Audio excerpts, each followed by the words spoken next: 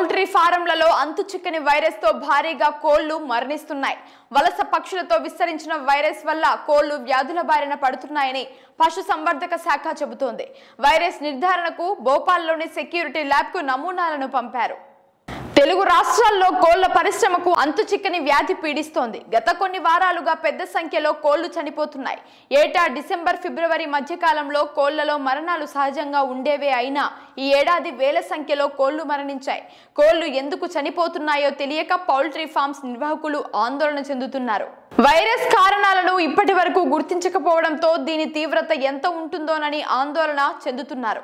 ఖమ్మం జిల్లాలో నాటు బ్రాయిలర్ కోళ్ల పెద్ద సంఖ్యలో చనిపోయాయి. మొదట ఒక కోడికి వైరస్ సోకిందని గుర్తించినా సాయంత్రానికి అదే షెడ్డులో పెంచుతున్న మొత్తం కోళ్లు వైరస్ కు గురవుతున్నాయి. కార్తీక మాసం తర్వాత ధరలు పుంజుకుంటున్న సమయంలో ఒక్కసారిగా వైరస్ వ్యాపించడంతో మళ్లీ నష్టాలు తప్పవని ఆందోళన చెందుతున్నారు. ప్రస్తుతం బాయిలర్ ధరలు కిలో 220 రూపాయల వరకు ఉండటంతో లాభాలు వస్తాయని అంతా భావించారు. అనూహ్యంగా వైరస్ తో వేల కోళ్లు చనిపోవడంతో పౌల్ట్రీ నిర్వాహకులు బెంబేలెత్తిపోతున్నారు. ఖమ్మం జిల్లా సత్తుపల్లి నియోజకవర్గంలో డిసెంబర్ నుంచి 2 నెలల వ్యవధిలోనే 1,00,000కు పైగా కోళ్లు వైరస్ తో చనిపోయాయి. కోళ్లు పెద్ద సంఖ్యలో చనిపోవడంతో వాటిని సమీపంలోనే పూడ్చిపెడుతున్నారు. వైరస్ సోకకుండా మిగిలి ఉన్న ఫారాల్లో కోళ్లకు ఎప్పుడు తెగులు సోకుతుందో తెలియక ఆందోళన చెందుతున్నారు. హ్యాచరీల యాజమానులు కోళ్లను పెంచి నిర్ణీత బరువుకు చేరిన తర్వాత కంపెనీలకు కిలోల లెక్కన అప్పగిస్తారు. ఒక్కో బ్యాచ్ ను 35 నుంచి 40 రోజుల పాటు పెంచుతారు.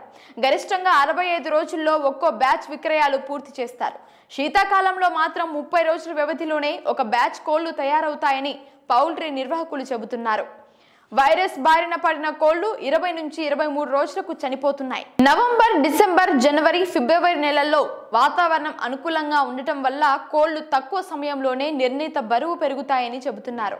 వైరస్ కారణంగా ఏపీలోని ఉమ్మడి పశ్చిమ గోదావరి జిల్లాలో తణుకు, తాడేపల్లిగూడెం, భీమడోలు, ఉంగుటూరు, కొల్లేరు ప్రాంతాల్లో పౌల్ట్రీ ఫామ్లలో వేల సంఖ్యలో కోళ్లు చనిపోతున్నాయి. ఇక్కడ దాదాపు 1,30,00,000 కోళ్లను పెంచుతున్నారు.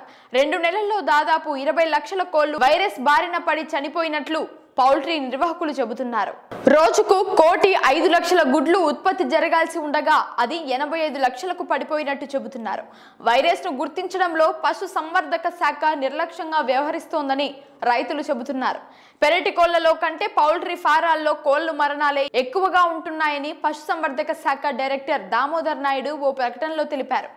ఏటా డిసెంబర్, ఫిబ్రవరి మధ్య కోళ్ల మరణాలు ఉండేవని, ఈ ఏడాది వ్యాధి తీవ్రత ఎక్కువగా ఉందని చెబుతున్నారు. ఈ ఏడాది కొల్లేరు ప్రాంతానికి వలస పక్షులు ఎక్కువగా రావడం, పౌల్ట్రీ రైతులు కోళ్ల భద్రతా చర్యలు పాటించకపోవడం, చనిపోయిన వాటిని శాస్త్రీయంగా పూడ్చిపెట్టకపోవడం వల్ల అంటువ్యాధుల వ్యాప్తి చెంది కోళ్ల మరణాలు ఎక్కువగా ఉన్నాయని అన్నారు. ఇప్పటి వరకు కోడిగుడ్లు మాంసం వల్ల ప్రాణహాని, ఆరోగ్య సమస్యలు వచ్చిన సమాచారం లేదని చెప్పారు. ప్రజలు అపోహలు లేకుండా ఉడికించిన కోడిగుడ్లు, మాంసం వినియోగించవచ్చని సూచించారు. చనిపోయిన కోళ్ల నుంచి నమూనాలు సేకరించి వైరస్ నిర్ధారణకు భోపాల్లోని హై సెక్యూరిటీ ల్యాబ్కు పంపుతున్నట్లు వివరించారు.